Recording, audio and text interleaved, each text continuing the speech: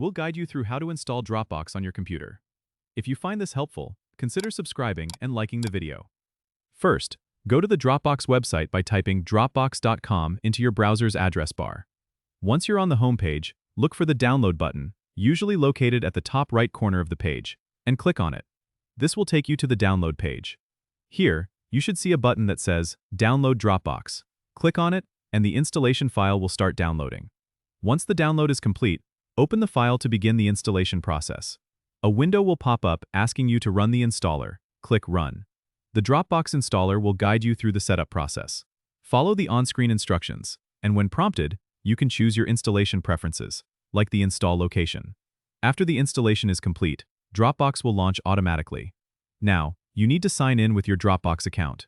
If you don't have one yet, you can easily create an account by clicking on Sign Up and following the steps to enter your email, create a password, and agree to the terms. After signing in, you'll see the Dropbox icon in your system tray or menu bar. Clicking on it will open the Dropbox folder on your computer, where you can start adding files and managing your cloud storage. Dropbox will also create a folder in your File Explorer for easy access to your synced files. Don't forget to subscribe and comment if this helped you out.